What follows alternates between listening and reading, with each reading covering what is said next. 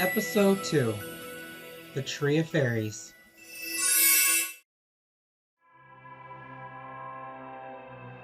The story continues in this episode with Faragonda and Palladium setting up the magical reality chamber, using holographic images for a slideshow while Faragonda tells the story of the hunters and the Earth Fairies. Faragonda explained to the Winx that, like other planets, Earth was once part of the magic dimension many centuries ago, where it had a variety of magical creatures. The terrestrial fairies particularly governed the planet and the four seasons there, providing an era of peace, harmony, and prosperity between humans and magical creatures. However, centuries later, the peace was disrupted by a group of dark wizards who called themselves the Wizards of the Black Circle, whose main purpose was to eradicate the existence of magical creatures and end the fairies' reign to gain supreme over humanity and to send the world into chaos. She then explained the Great Fairy Hunt caused a decline of magical creatures, and added the hunters' sadistic tradition of plucking the wings off the fairies and displaying them as trophies as symbols of their conquest. The dark magic was one that the fairies never faced before, and their magic proven useless against them, and eventually corrupted more of humanity, making the wizards increasingly powerful, while the fairies and other magical beings grew weaker. This eventually had some of the humans turn against the fairies and other magical beings. Not even Morgana, the last queen of the terrestrial fairies, and a court of major fairies, guardian fairies with supreme powers over aspects of nature and the seasons, were unable to stop them.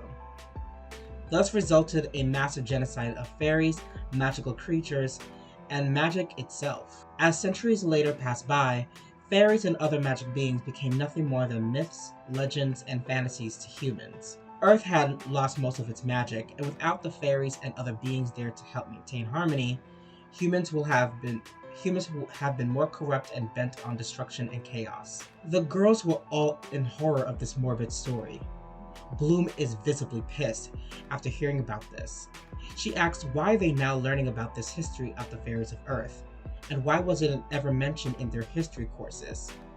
The others also agreed, and Flora asked why the Light Rock Council did not intervene to help the terrestrial fairies.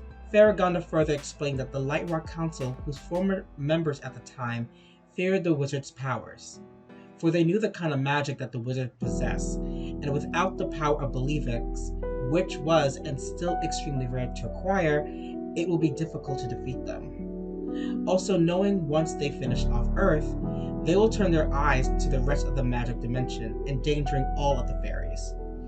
So they were forced to make the decision to separate Earth from the rest of the magic dimension during the Great Fairy Hunt. Faragonda followed up saying the council had plans to bring Earth back to the magic dimension after the mysterious disappearance of the wizards. But after witnessing the utmost chaos and disharmony of humanity, and believing the Earth Fairies and other magical beings are extinct, they felt it was a lost cause. So they decree that any mentioning of Earth's fairies and the fairy hunters are not to be mentioned and disclose the history from the public, fearing any attempts to bring back the wizard's return. She had plans for the girls to help restore magic back on Earth, eventually in the future, after the success of reviving back Domino, what many thought was impossible. However, with the return of the wizards and the last fairy in danger, they must quickly find her and restore the magic back to the planet. Aisha then followed up with a question: what would happen if Earth continued to go on without magic in its current state? Faragonda explained that once a planet's magical energy has been depleted, it can no longer support life and become a lifeless planet. However, Earth was able to survive centuries later through the belief of magic through the minds and hearts of both children and adults, though it's barely hanging on. Musa says that would explain holidays like Halloween that they did on a report 2 years ago when they were sophomores. Followed by Stella explaining that when the Pixies went to Earth with them, they told her and the rest of the Winx that they were only seen by children and animals, but not the adults, nor Mitzi or her friends at her Halloween party. Before they could explain further, they received a message from Griselda that 3 members of the Light Rock Council are here to visit them, following up with the incident of the wizards. Hearing this, Faragonda quickly told Palladium to turn off the slideshow and told the girls not to mention what she's shown them. This got the girls confused, but Faragonda pleaded with them to trust her. The 3 councilmen has entered the amphitheater and introduced themselves to Faragonda and the Winx. Their names are Councilmen Balazar, Givlian, and Yurka. and asks what occurred here from the rumor of the fairy hunter's return. Farragonda confirms that they have indeed infiltrated Althea, looking for the last Earth Fairy, which they assumed was Bloom. The councilmen look troubled hearing this information. Farragonda then proceeds to tell them of the plan to help find the last Earth Fairy, but Givlian and Yurka cut her off by saying that she nor the Winx not need to do anything, as for this situation is now in the hands of the council. The Winx are both shocked and pissed about this, but Balazar explains that the fairy hunters are nothing that they faced before, and mentioned how they are not only older, but more powerful and experienced than they are. The girls interject, reminding the council that they were the same ones who stopped the Tricks from taking over magics, defeated Lord Darkar and saved Relix, Valtor from the magic dimension, and eradicated the spirit of the ancestral witches and revived Domino. Givlian interrupted them, saying those were different scenarios. While he praised them for their accomplishments, he warned them that they must not interfere, and threatened them that if they or Farragonda pursue further, they will face dire consequences. The girls began to object, but Farragonda told them to stand down, followed by Balazar apologizing, saying that this is for their own good. Yurka then told them to resume their teachings and leave the situation to the council to deal with, and soon the councilmen left the amphitheater. In the courtyard, Balazar expressed his concern about the return of the fairy hunters and said they must provide a plan to stop them and save the alleged last Earth Fairy. Givlian and Yurka, however, opposed the idea and said that they will do nothing. Balazar is shocked and asks why.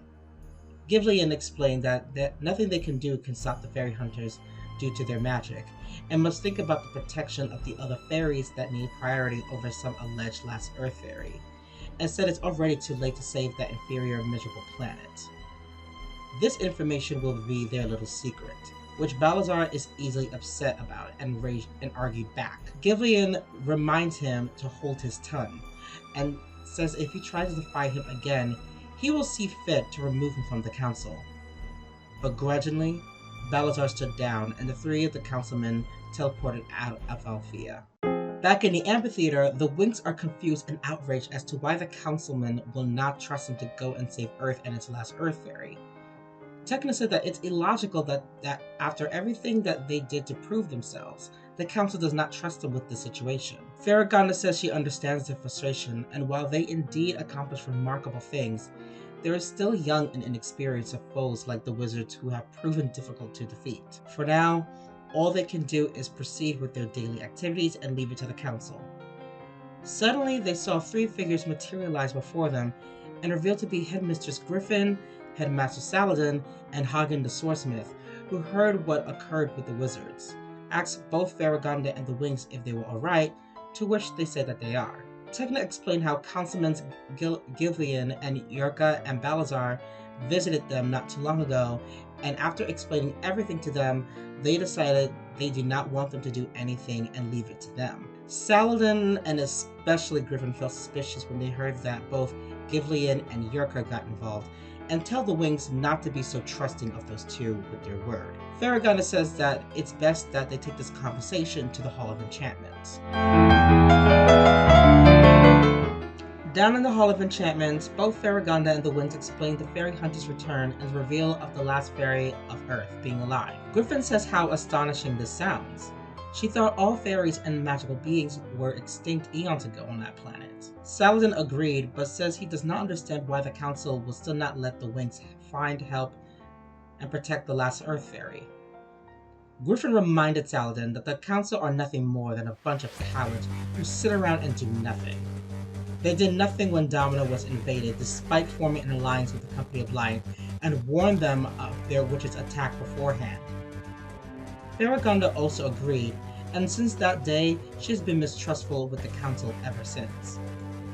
Hagen said it's a load of crap and said that they should be ashamed that these young fierce girls are willing to do what is right to save the last Earth Fairy and the planet. Bloom stepped in to say that if what Farragonda said is true, she's worried about her adopted parents and friends back on Earth and can't imagine them being under the mercy of the Wizards of the Black Circle. Musa and Aisha agreed, but how can they go through with it without the council finding out? Suddenly, they heard an alarm go off in Farragonda's office, They all race upstairs to confront the intruder. As they arrive at the office, they are surprised to see Councilman Balazar. Griffin demanded to know why is he here, to which Balazar explained that he did not come here to argue nor fight, but wanted to warn them of Councilman Gillivan and Yurka's plan, along with the rest of the council, of not intervening to help and protect the last Earth Fairy nor the planet. They said that they cannot risk the potential danger of the other fairies for the sake of the last one. This really got the girls pissed, but Griffin is not surprised. Farragonda expressed absolute disgust, and Griffin shares her feelings of the matter, and said that they must take matters into their own hands for any chance of saving Earth and its last fairy. Saladin says that they cannot risk the council of catching on to their plans, however. Stella and Tekna produced an idea to clone themselves so the clones will continue their teachings at Althea while they are on Earth, presuming their mission. Balazar stepped in to say he can help by using his magic to replicate each of the girls and their essence along with their powers and transformation. So think of them like the Ultimators from Witch. That way, if the council wonders about the girls' whereabouts, they will be here at Althea and less likely to be suspicious. The Winx were about to thank Balazar, but Farragonda and the rest of the Company of Light asked Balazar what is the catch here and why should they believe him. Balazar said, aside from risking his position, he does not agree with Gillivan and Yurka's immoral decisions. As the Light Rock Council, it is their duty to oversee and protect all of those of the magic dimension. That includes Earth. He said that the Council made a grave mistake for not helping Earth and its magical beings. If there's any chance to save the last Earth Fairy and the planet itself, as a Council member, he will fulfill his duty, even if it means going behind the other Councilman's back and disobeying. And to prove his loyalty, he performed a spell that made a vow that he and the principals, along with Hagen, bind themselves with. If the binding spell is broken due to a sense of betrayal, the person who performed the spell will lose their magic permanently, with no way of it returning. Griffin is quite surprised that Balazar performed such an act, and makes her think that he might be actually genuine, but she said that she's still keeping a close eye on him, and the others agreed as well. Balazar said he understands their suspicions and will prove his loyalty to them by doing his part. With the clones and the vow completed, Tekna points out that they have no idea where to search for her. Earth is a vast planet with millions of people, so it will be impossible to find the last Earth Fairy without some form of a lead. Farragonda understands and tells the girls to seek out the Tree of Fairies, which reside in the realm of Graynor. Bloom looked puzzled, asked what Graynor is. Flora and Aisha reminded Bloom that they were taught about the realm in their second year, but Musa reminded them that Bloom fell asleep, which got her blushed with embarrassment. Regardless, Farragonda explained that Graynor is the ancestral home of fairies. Every fairy's lineage is descended from the realm.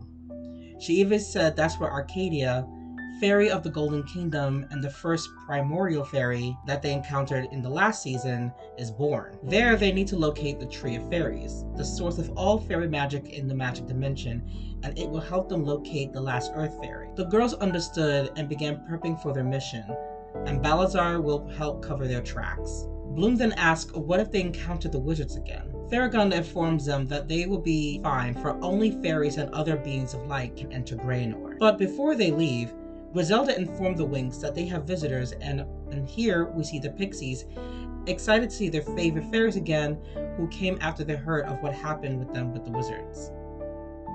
In the teacher's wing of the school, we see Bloom calling her parents, Mike and Vanessa, if she and the girls can stay with them on Earth for a few months for a mission they have to complete there, and says she will explain everything when they see them. After the phone call, Laquette asks Bloom if she was alright, for she sensed that Bloom is uneased through their bond. Bloom says that she is, but admits that she's nervous about this mission.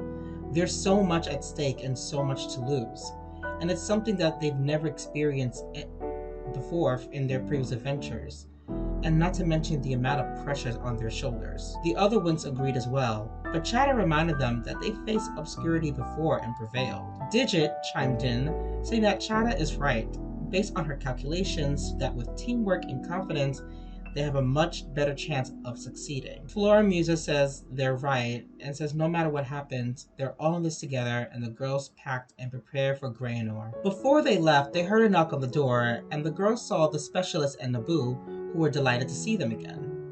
They came to see how the girls are doing since they heard about the fairy hunters. The girls explained all that happened and still felt embarrassed that even as Enchantix fairies, they still got their asses handed to them, especially in front of the students.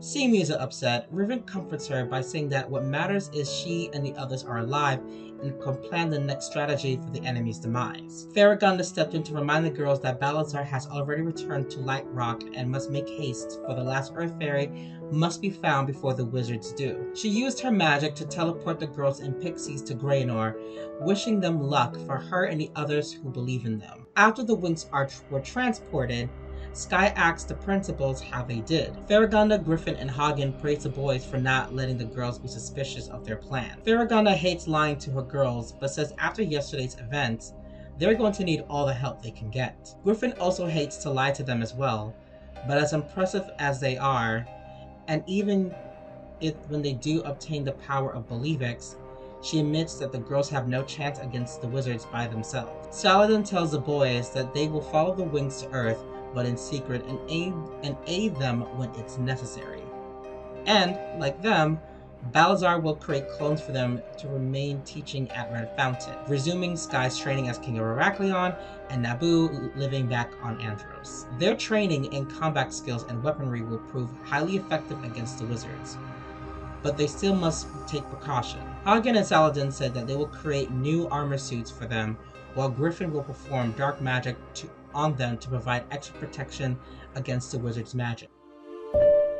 The next scene, we see the girls are transported to the realm of Graynor in their Enchantix forms and are taken away by how beautiful and ethereal the realm is. They also mention the overflow of positive magical energy in the air, like that from the Golden Kingdom back in Season 3. Aisha says they should find a place to set camp for the night from its twilight upon their arrival. They eventually found a place to set camp and settle down and formed a campfire where they all expressed their deep concern for this mission. Aisha expressed how vast the forest is in this realm, and finding the Tree of Fairies will not be an easy task. Stella then asked if they even know what the Tree of Fairy even looks like, followed by Amori asking where it could be. Musa asked the Pixies if they can sense a tree like they did with the Golden Kingdom. Unfortunately, Toon says they cannot, but give insight that much like both the Flower of Life for the Pixies and the Tree of Life in Magix, it's hidden in a place that it's not easy to access to. Tekna added that while this is true, she can access books from both the Magic Archive and the Hall of Enchantments that contains info from various books via her smartphone. After scanning through, they finally saw a page dedicated to the Tree of Fairies and its precise location by a lake surrounded by temple ruins. After this information, they agreed to sleep and venture out the next morning. The morning soon came, and the girls ventured out to pursue the Tree of Fairies. Once they arrived at the tree, an ethereal being summoned before them, who then introduced herself as the ancestral spirit of nature, a primordial goddess and physical embodiment of all nature, as well as the mother to Arcadia. She commended them for all they have done, saving the magic dimension from their previous adversaries and help restoring Domino. Then they heard another voice agreeing with the ancestress, and for everyone aside from Bloom, remembered her voice, and Arcadia appeared before them. All the Winx bowed before her, and Arcadia said that she is delighted to see them all again, then noticed Bloom. We see Bloom in awe as to finally meeting the first fairy, and Arcadia is pleased to meet the fairy of the dragonfly. The ancestress and Arcadia are aware of why the girls are here and leads them to the Tree of Fairies. And here the ancestress explained that each of the large branches represent the realm a fairy is born, and the flowers and leaves represent the magic and fairies of their respective realms, including them. Stella, Musa, and Bloom went closer to the tree and noticed that the flowers reacted to their presence by glowing a bright light, which they found fascinating. The spirit then points out the Earth's branch, which looks bare and scathed in comparison, with only one bud representing the magic that soon blossomed, but it was small and looked fragile. Arcadia explained that after the event of the Great Fairy Hunt centuries ago, the flowers of the Earth branch began to wither and the branch itself turning dark as if it was dying over periods of time. It eventually broke off from the Tree of Fairies and fell into the water. She thought all was lost for Earth, but noticed that a small sapling began to grow out 16 years ago, where the former Earth branch once stood centuries ago, and eventually grew and formed into a bud 3 years ago. She summoned Flora to use her power to connect with the tree to help find the last Earth Fairy's whereabouts. Through her power, Flora contacted the bud and revealed that the last Earth Fairy lives in Gardenia, which shocked Bloom, never knowing that a fellow fairy lived in the same city as she did, but is happy that they got a lead. They then thanked and bowed to both the ancestors and Arcadia for helping them out. But before they left, Arcadia came across and said to them that as a primordial being, she normally wouldn't interfere in the events of mortals. However, because of the situation of helping a planet and its fairy to have magic once again, and all that the Winx have done, she'll make an exception. Through her magic, she granted Winx her protection and authority from the Council once they found out about the mission sooner or later. Each of them thanked her and promised they will do everything in their power to not fail. Arcadia said that she has full confidence that they'll succeed, and summoned a portal to transport them back to Althea with the Pixies. Once the Winx return to Althea, they tell Farragonda about the information to her and that Arcadia herself placed them under her protection, which delighted Farragonda, and the other professors told them that they should make haste, for the fate of the last Earth Fairy and Earth is in their hands. They magically summoned their bags and were ready to head out, but the Pixies asked to come with them, for which the Winx explained that it's too dangerous and it's best for them to stay here. They were sad, of course, but understood. Bloom told them not to worry, for after the mission is complete, they'll introduce them to the new fairy. Chada is even more excited, for that means another Pixie will soon experience the bond they will share with the new fairy. Griffin, Saladin, and Hagen says they'll support the girls and Farragonda any way they can for this mission, and wish them good luck. The boys also wish them well and gave each of them a kiss goodbye. Stella then summons her ring and turned it into a scepter. The girls then say goodbye to everyone as Stella used her scepter to transport them to Earth. Little did any of them know, however, Ogfron and his wizards use an invisibility spell to hide and spy on the Winx, hoping they'll lead them to the last Earth Fairy.